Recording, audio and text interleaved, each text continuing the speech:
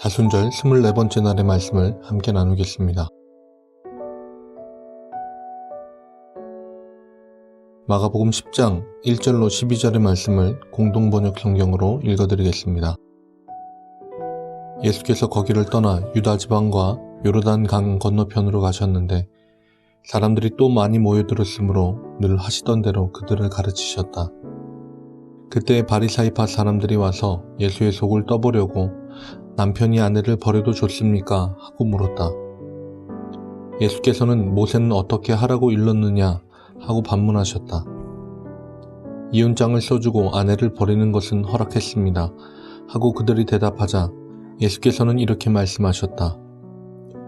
모세는 너희의 마음이 굳을 대로 굳어져서 이 법을 제정해 준 것이다. 그런데 천지창조 때부터 하나님께서는 사람을 남자와 여자로 만드셨다. 그러므로 사람은 그 부모를 떠나 자기 아내와 합하여 둘이 한 몸이 되는 것이다. 따라서 그들은 이제 둘이 아니라 한 몸이다. 그러므로 하나님께서 짝지어 주신 것을 사람이 갈라놓아서는 안 된다. 집에 돌아와서 제자들이 이 말씀에 대하여 물으니 예수께서는 누구든지 자기 아내를 버리고 다른 여자와 결혼하면 그 여자와 간음하는 것이며 또 아내가 자기 남편을 버리고 다른 남자와 결혼해도 간음하는 것이다 하고 말씀하셨다. 아멘. 바리새파 사람들은 예수님의 속을 떠보기 위해서 시험하기 위한 질문을 던집니다. 사실 이 질문은 정치적으로 아주 곤란한 질문이었습니다. 1절에 예수님이 가신 곳을 유다 지방과 요르단 강 건너편으로 표시하고 있는데 이곳의 통치자는 헤롯 안티파스였습니다.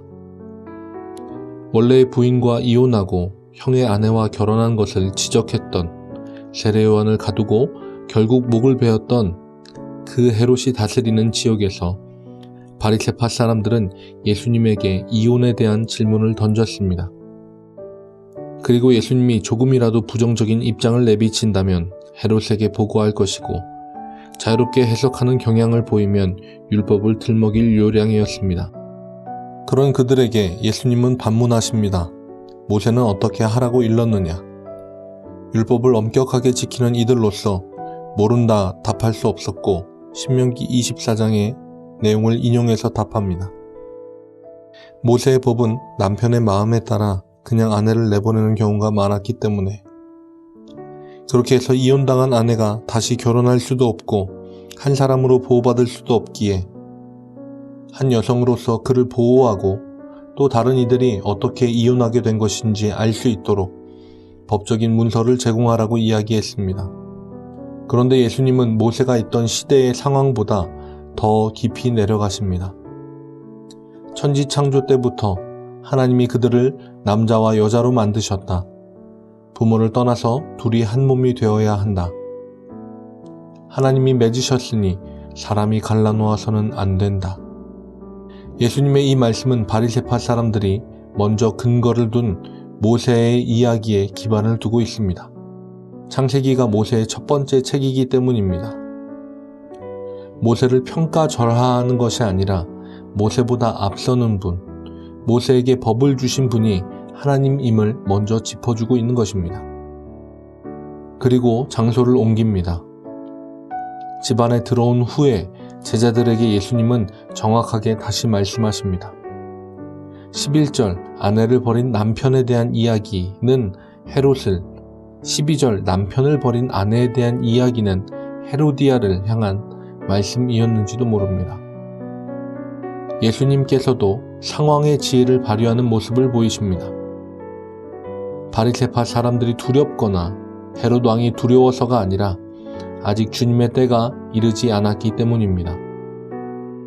우리가 함께 예배하지 못하는 현실, 이 상황에서 우리는 상황의 지혜를 발휘해야 합니다. 그러면서도 본질을 잊어서는 안 됩니다.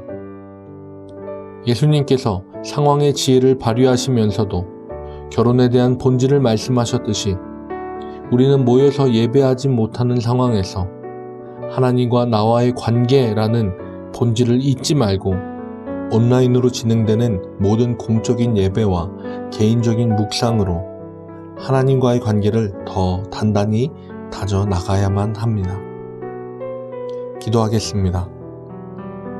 어떤 상황에서도 하나님의 의도와 본질을 놓지 않으셨던 예수님처럼 우리도 상황의 지혜를 발휘하게 하셔서 주님의 때를 기다리며 본질을 놓지 않는 모두가 되게 하옵소서. 예수님의 이름으로 기도합니다. 아멘.